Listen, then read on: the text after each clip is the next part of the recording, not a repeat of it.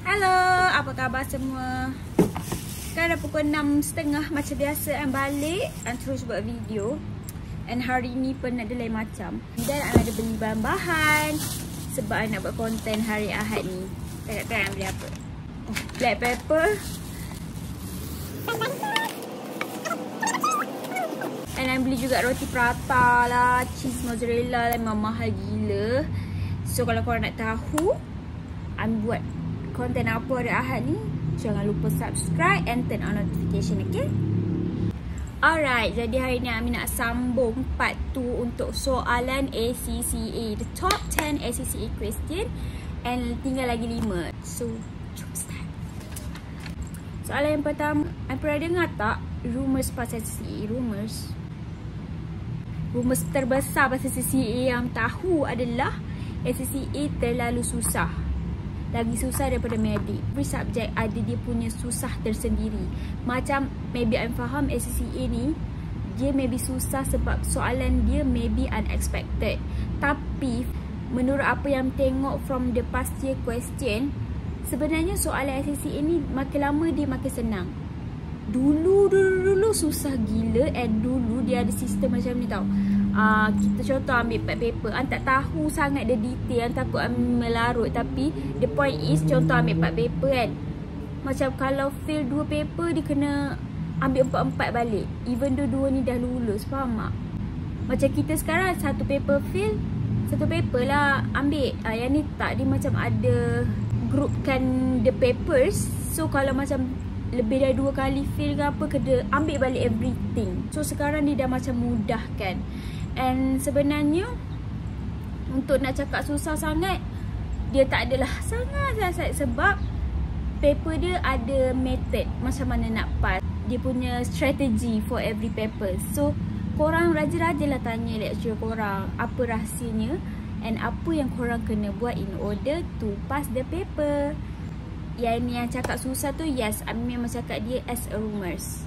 Sebab dia susah tapi ada solution. Soalan yang ke-7, apa challenges Ami masa ambil ACCA? Ami rasa challenges Ami adalah untuk melawan mindset yang orang kata susah.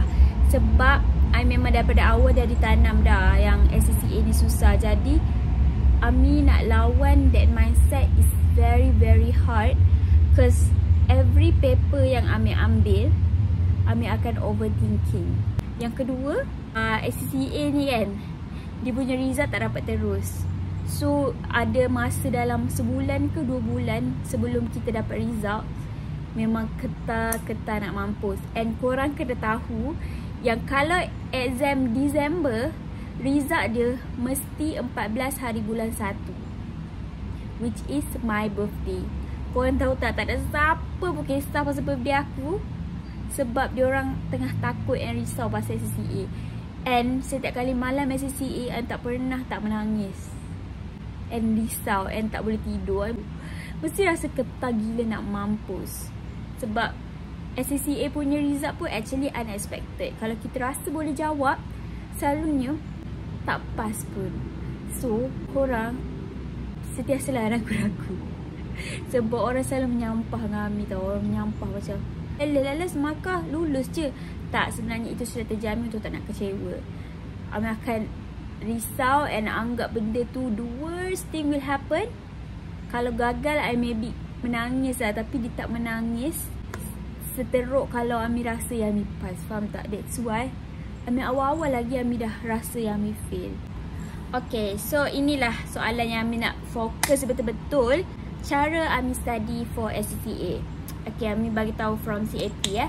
CAT ni mostly adalah soalan objektif. So korang just masuk dalam komputer lab, korang jawab-jawab, korang terus dapat markah, korang terus dapat result. So apa yang buat for CAT is Ami hatamkan habis-habis buku and material yang college kita bagi. Kita ada buku BPP from ACCA. For intake dia tak guna Kaplan, dia guna BPP. So apa yang buat, memang hatamkan soalan-soalan BPP. Sebab dia bulat-bulat kan. So bulat-bulat Ami jawab. And then tengok belakang, tanda-tanda kenapa dia salah. So Ami hatam 3 kali for every subject, Buat laju-laju je. Sebab bagi Ami, Ami punya method lah untuk SCCA ni, Ami selalu berulang-ulang supaya kita ingat. Korang tak okay, Ami tak berapa setuju. I'm so sorry kalau ada orang tak setuju dengan Ami. Tapi Ami tak berapa setuju if ada orang study, dia jawab dulu, lama barulah dia tengok jawapan. Bagi Ami macam waste time. Bagi Ami my personal opinion. And yelah, setiap orang kapasiti lain and kelemahan lain, kekuatan pun lain. So jangan take it personally, okay? Jangan take it personally, jangan kecam Ami.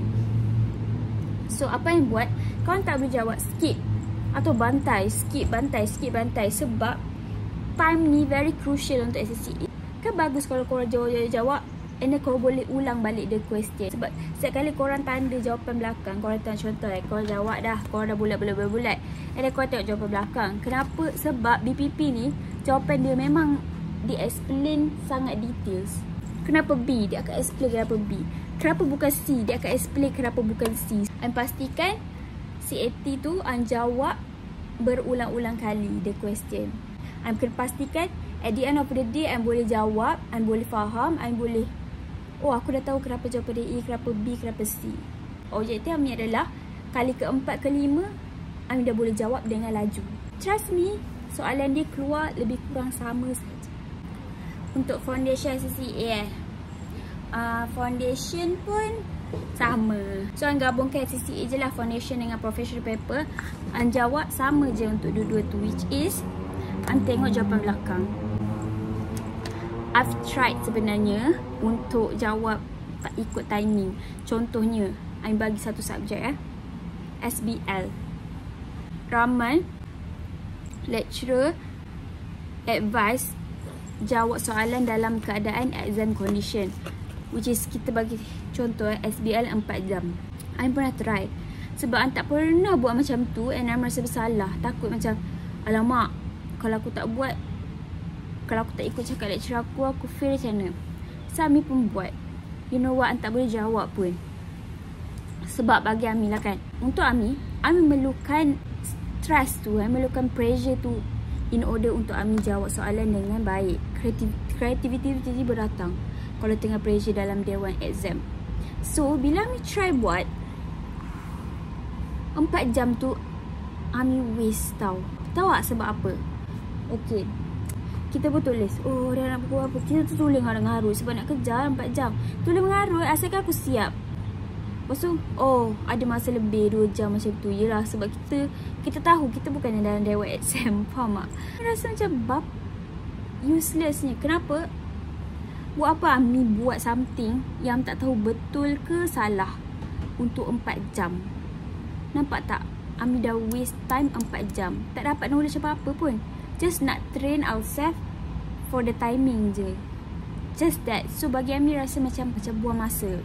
So apa yang buat for SBL? Okay, I start with SBL. SBL, dia punya skema jawapan kat belakang ni pun tebal gila. Yang ni soalan, skema jawapan dia macam ni. Apa yang buat Ami tengok soalan, lepas tu Ami fikir, ataupun kalau Ami Raja tulis je lah kat tepi ni, point je macam orange, apple, point supaya macam janganlah tulis essay, bazir waktu membazir. So point yang sikit, kalau tak boleh fikir, okay, whatever, I just tengok je belakang. And Ami buat note berdasarkan skema jawapan. Contoh dia tulis panjang essay kan. Contoh, buah yang rendah kalori kan. Benda contoh aku, sebab tadi baru belajar pasal diet. Buah yang rendah kalori, kalau dekat skema jawapan, dia akan tulis essay yang melirik. Sebab dia nak explain pasal buah yang rendah kalori. Okay, dia akan explain lah. Apple adalah sebiji buah yang rendah kalorinya, yang membuatkan, yang boleh membantu manusia untuk menguruskan badan. Macam tu kan. So apa dia punya point yang penting? Apple bantu kuruskan badan. So apple kurus badan. Tulis macam ni je, apple kurus badan. I faham lah, oh apple ni menguruskan badan. Korang tak payahlah salin bulat-bulat isi tu, membazir okay? So korang tulis je point. Bawah ni kau sambung lah oren. Oren kenapa oren? Contoh oren. Tanya oren. So Ami akan buat lagi anak panah. Kenapa oren? Jadikan dia sebagai note. Supaya apa? Sebelum exam, korang boleh buka balik nota korang, nota yang korang buat sendiri. Jangan guna buku teks. Tapi Am buat juga nota daripada buku teks. Tapi sebelum exam memang Am tak buat. Am tak buka pun nota tu sebab banyak sangat. So Am buka nota daripada skema jawapan je. Nak tahu sebab apa? Sebab mostly diorang examiner ni, dia akan ambil soalan-soalan pasir. It's why masuk Dewan tak muntah je. Sebab Am dah ingat, Am muntah. Okay? Sebab tu Am cakap Am tak pandai sangat account. Just the strategy yang penting. So, Am ambil balik nota ni, Am baca balik. Yes, memang keluar yang sama. Cuma dia tukar soalan sahaja. That's why in exam, jangan overthink. Sebab soalan dia direct. Mostly direct. Akan ada 1-2 lah yang dia macam tak direct kan. Macam tu. 1-2 je lah yang macam kita kena fikir lebih. Tapi mostly direct. Korang tulis je apa yang korang tahu. Sebab dia tak akan potong markah untuk jawapan yang salah. Dia akan cari jawapan yang betul saja. Tapi untuk jawapan yang salah tu, dia tak akan potong markah. So apa yang korang ingat, korang tulis. Okay. Untuk SBR, Alhamdulillah mendapat lecturer yang bagus. Lecturer yang macam explain everything. And apa yang ikut cakap dia adalah SBR yang penting korang tahu dia prinsipal. Contoh FS16 pasal PPE kan. So korang akan tahu PPE adalah apa. Definition tu pun korang dah dapat markah. So ingat definition every standard. And sebab tu every standard korang kena tahu prinsipal. Sebab nanti soalan dia akan belik-belik. And korang akan dapat relate tau kalau korang faham standard tu. Sebab contoh financial instrument susah bapak, susah kan. And Am tahu soalan dia pasal financial instrument. Sebab Am dah tahu prinsipal financial instrument apa. Nak kira-kira tapi Am tak ingat nak kira macam mana. So apa yang buat? First, tulis definition dia dulu. Ada markah. Yang kedua, korang relatekan dengan soalan. Sebab last contoh dia suruh kira benda yang kita tak tahu. Lala kira tu ada 5-6 markah je. Contoh 11 markah tu, apa yang korang explain ke atas tu pasal principle financial instrument. Okay, faham? Itu yang penting. Sebab SBR dia tak ada pasir. SBR dengan SBL ni very critical lah. Sebab pasir tak ada nak selamatkan sebenarnya. Tapi BPP ada keluarkan question dia. So korang buat banyak kali. And korang akan dapat rentak tu. And Ami still buat benda yang sama, which is tengok jawapan belakang, buat nota jawapan belakang. Jangan buang masa fikir lama-lama. No. Your past year question, jawapan belakang tu adalah your lecturers. That's your Bible yang korang kena pegang kuat-kuat. Korang kena kalau boleh hafal. And jangan lupa buat nota. Nota is very important. Korang tulis macam yang buat ni, anak panah supaya korang boleh baca. Yang penting jangan buat essay. Sebab korang takkan baca ke essay. Trust me. Okay. And SBR Ami punya notes, every standard tu Ami ada my own notes. Sebelum exam korang dah tak buka dah buku teks tu. Trust me. Okay. Buku teks tu penting. Tapi dia lagi penting buku daripada PPP atau Kaplan tu korang kena khatam. Past year question jangan lupa. Past year question tu lah yang first kali yang korang kena ada. Korang kena print. Jangan dengar if ada orang cakap macam at least 4 tahun sebelum korang kena buat. Jangan dengar. Korang kena buat 10 tahun sebelum. Buat sampai habis. Barulah korang masuk day one. Korang confident. Korang dah rasa korang tahu semua benda. Audit. Macam nak study audit, past year papers juga. Ami ada lecturer yang betul-betul ajar from past year papers. Dia tak guna dah buku-buku lain. And benda tu sangat efektif. Sebab audit memang soalan dia berulang-ulang-ulang. Sama je method nak jawab. Sama je jawapan dia. Dari dulu sampai hari ni. Cuma ada standard je berubah. Tapi korang dah study SBR, betul tak? So korang akan ingat standard tu daripada apa yang korang study ke SBR. Sebab tu Ami advise kan SBR korang couplekan dengan audit. You hantam past year paper 10 tahun sebelum, kau ulang. Trust me, you'll pass. Pelik lah kalau korang tak pass. Okay, yang terakhir Financial Management, AFM. AFM pun past year. AFM lah time zaman Ami. Soalan dia direct gila.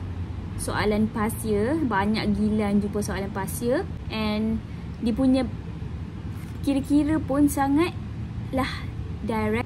Tapi biasalah ada 1-2 soalan yang tak ada kat past year. Yang tu tak apalah, kita tawakal. At least korang dapat jawab most of the question, then you'll be okay. So 2 benda ni yang penting pasti question. BPP habis 2 ni, insyaAllah korang masuk dekat Dewan Exam, korang confident.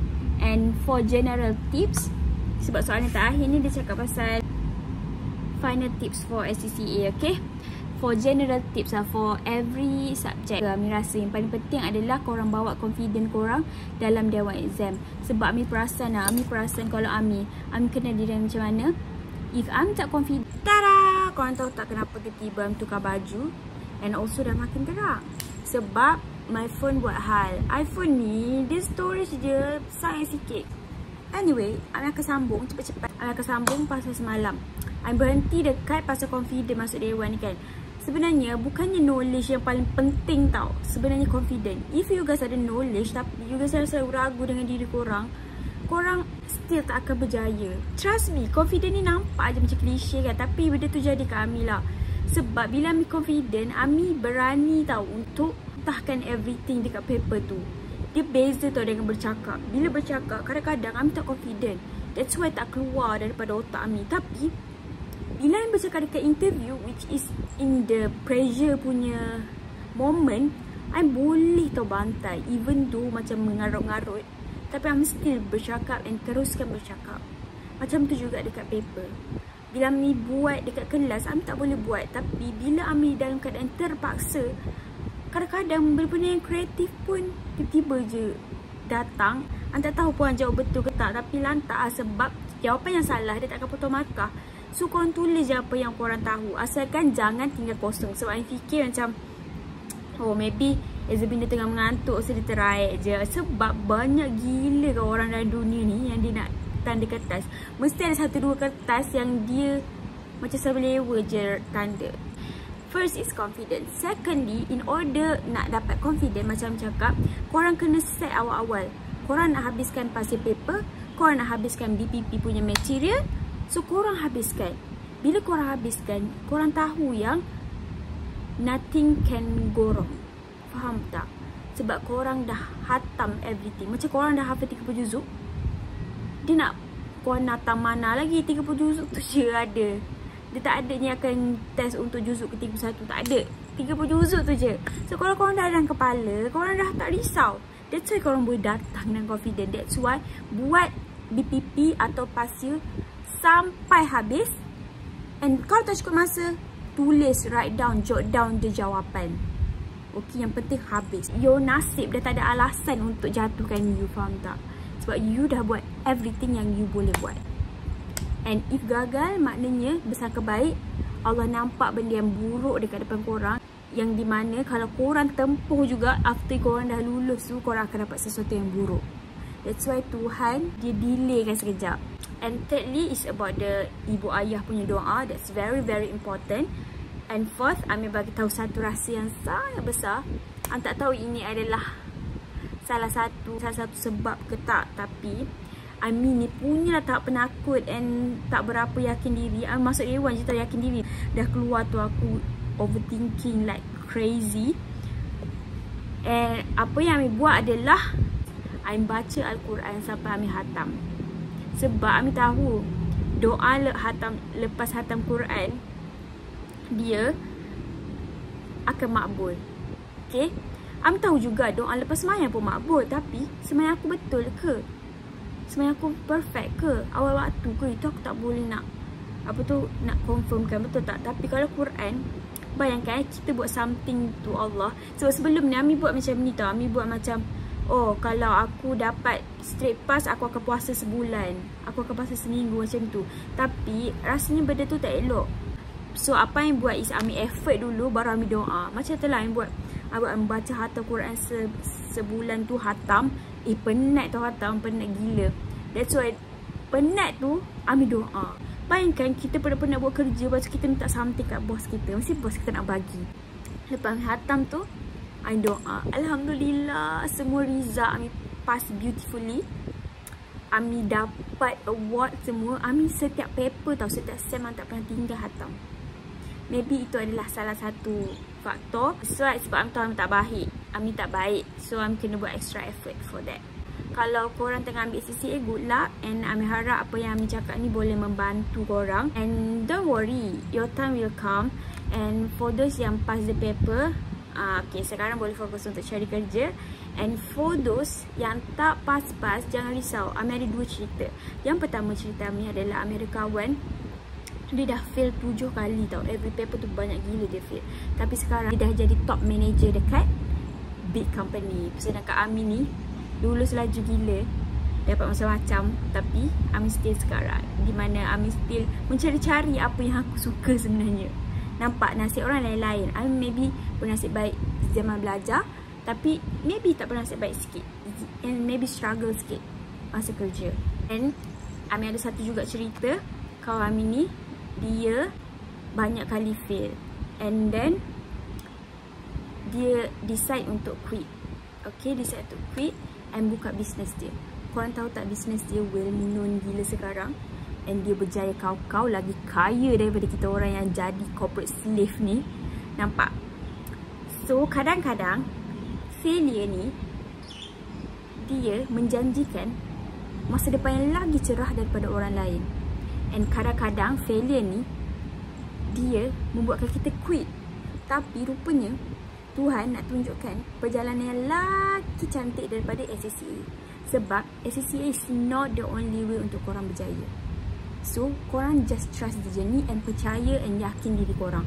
Kalau korang mampu, korang teruskan jawab sampai korang lulus. Sebab trust me, Allah akan bagi korang the smooth journey masa korang kerja nanti.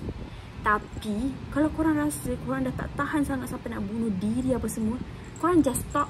Sebab CCA is not the only way untuk korang happy, untuk korang berjaya.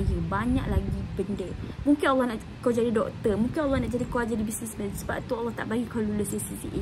So, apa-apa pun minta petunjuk dengan Tuhan. And yang penting usaha dan usaha. Kalau korang tahu objektif korang, kalau korang betul-betul nak jadi the corporate, korang nak climb the corporate ladder, korang buat betul CCA ni, jatuh bangun balik. Sebab benda tu yang korang boleh jual dekat interviewer korang nanti. Korang lagi ke depan daripada orang berjaya ni. Sebab orang berjaya macam Ami ni tak pernah rasa sakit. So bila Ami rasa sakit one day, maybe Ami akan jatuh lagi teruk daripada apa yang korang pernah lalu. Okay, so I hope you guys enjoy your own journey, and see you guys at the top. Bye. Jangan lupa subscribe, comment and share. Korang, Ami tiba teringat ada satu soalan famous ni. Dia tanya, boleh ke nak jadi auditor kalau tak ambil paper audit macam tu? Okay, sebenarnya untuk tax dia yang penting korang ambil tax. Sebab tax is very specialized. Mostly dia orang akan ambil orang yang ambil paper tax je untuk kerja di bahagian tax. Tapi untuk audit, untuk apa-apalah, mostly dia orang tak kisah pun korang ambil paper yang mana. Hope membantu.